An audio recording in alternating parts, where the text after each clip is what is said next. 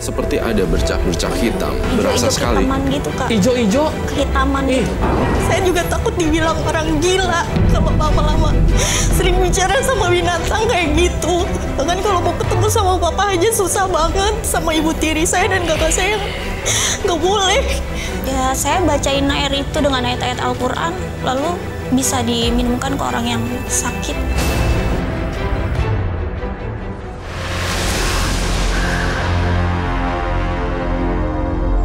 Partisipan yang berikutnya yang ingin saya pilih.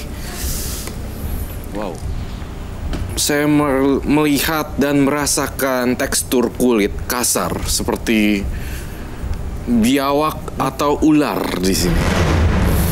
Wow. Penampakan kulit manusia tetapi sedikit bersisik. Maksudnya Roy ini apa? Dia bersekutu juga dengan jin atau apa? Saya baru melihat ini sebagai gejala-gejala fenomena spiritual ya. Nanti akan saya bedah. Oke. Baik. Langsung saja Roy, tanggal lahir berapa yang Roy bicarakan? Saya memilih angka kelahiran nomor 15.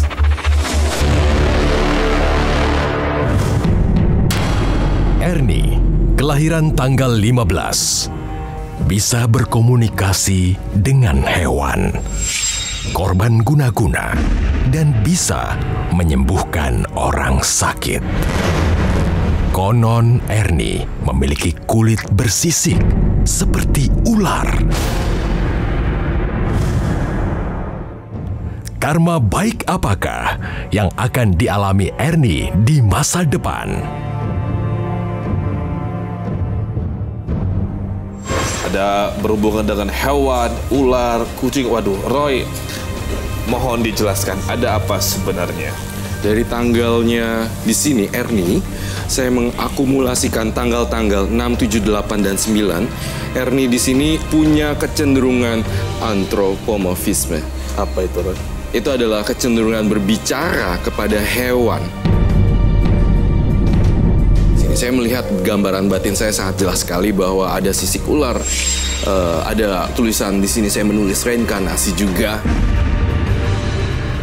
Ernie, silahkan diceritakan. Itu awalnya kejadian itu pada tahun 2007, Kak. Itu saya saat itu bekerja di sebuah perusahaan film dan sempat mencoba keberuntungan saya untuk ikut sebuah ajang pencarian bakat dan jadi juara. Setelah jadi juara ajang itu banyak tawaran untuk syuting. Jadi setelah itu saya sering syuting ya iklan, sinetron. Tapi sayangnya di saat karir saya sedang naik, ada orang yang nggak suka sama saya dan bikin semua karir saya itu berantakan. Dia itu ngirimin semacam santet sama saya dan bikin kulit saya tuh bersisik seperti ular. Semenjak saat itu sampai bahkan pernah sempat koma. Setelah ngalamin kejadian aneh kayak gitu, saya jadi bisa paham bahasa-bahasa binatang. Saya merasa diri saya itu janggal dan saya juga takut dibilang orang gila kalau lama-lama sering bicara sama binatang kayak gitu. Itu yang saya alamin. Juga memang dengan setelah pernah koma terus sampai bisa bahasa binatang itu saya paham, sering berinteraksi, jadi saya jauh lebih senang berinteraksi dengan binatang daripada dengan manusia. Karena aku setiap saya deket sama manusia itu banyak hatinya nggak baik dan itu kerasa sama saya. Itu yang saya alamin, Kak. Mbak Ernie, ya. Pernah menjalani pengobatan alternatif mungkin? Pernah, Kak, saya pernah. Dan ustadz yang mengobatin saya pun juga bilang ya jadi seperti itu. Semenjak habis koma itu, jadi kayak begitu. Saya jadi aneh, jadi agak aneh. Tapi untuk masalah santet tadi, iya. Sisik-sisiknya atau itunya sudah hilang atau masih ada? Belum benar-benar hilang. Sampai sekarang masih ada ya? Masih, saya masih ngerasain juga kadang suka masih ada dan suka ada rasa sakit juga, Kak, di badan saya. Ernie pribadi tahu yang mengirimkan siapa? Saya tahu, Kak. Siapa? tetangga saya, tetangga dekat rumah, enggak, wanita. Dia cemburu dan iri sama kamu? Iya. Motifnya seperti itu? Iya. Tapi saya nggak mau ngebalas perbuatan dia. Saya nggak mau, biarin aja, biar Allah yang balas perbuatan dia. Yang Roy lihat seperti apa ketika perempuan ini mengirimkan santet ini dan merugikan banyak hal? Iya. Termasuk kehidupan pribadi, Roy. Saya melihat di Mbak Erni sendiri, orang itu sosok perempuan. Itu yang saya lihat. Sosok perempuan ini mengirimkan kepada Mbak Erni, lalu kemudian ingin dimatikan rezekinya dan dijadikan supaya nggak laku panggilan-panggilan job syutingnya dan segala macam. Jadinya bersisik ular. Kalau saya lihat dalam mata batin saya, tangannya dia kalau tidak ditutupi seperti ada bercak-bercak hitam. Fitri, seperti itu yang saya lihat. Bekas dari sisik ular ini ya? Bekas dari sisik ularnya masih tersimpan di tangannya. Ya. Memahami bahasa kalau binatang itu, misalnya dia menginginkan sesuatu, saya udah ngerti apa yang diinginkan binatang Insting itu. berarti Iya. Iya. Animal instinct ya? Iya. Hewannya apa aja yang Mbak Erni bisa pahami? Saya paling sering pahami itu kucing, ya terus burung itu bisa, bahkan kayak kura-kura pun juga bisa. Contohnya apa Mbak? Kalau kura-kura saya kurang sering berinteraksi.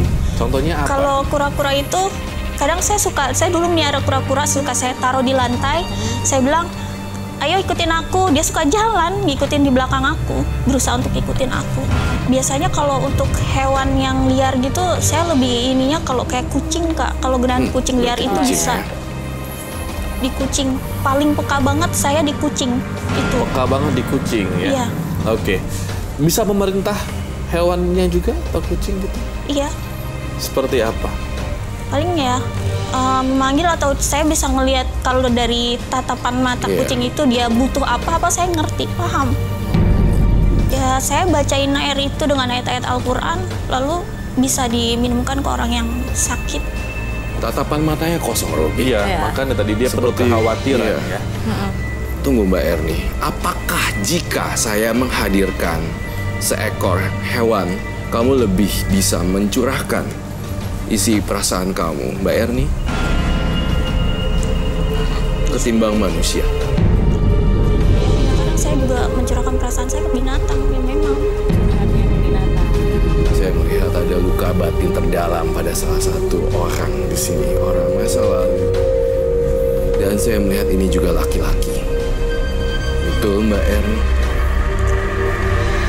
Itu dia.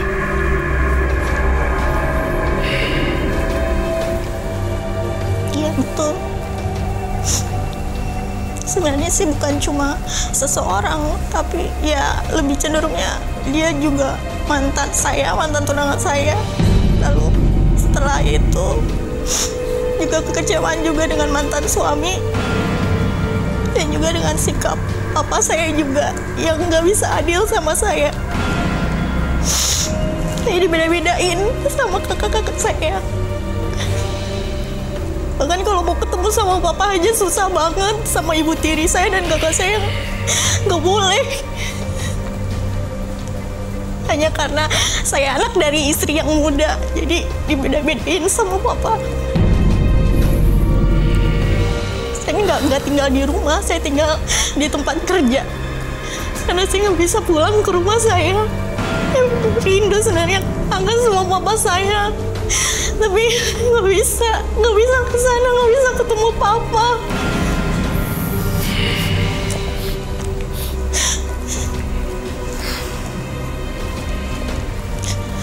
Ini terlalu banyak kekecewaan yang saya alamin, Kak. Makanya jadi banyak rasa sakit hati yang saya pendam. Dan bahkan juga saat saya bekerja aja, saya pernah beberapa kali hampir jadi korban pelecehan seksual.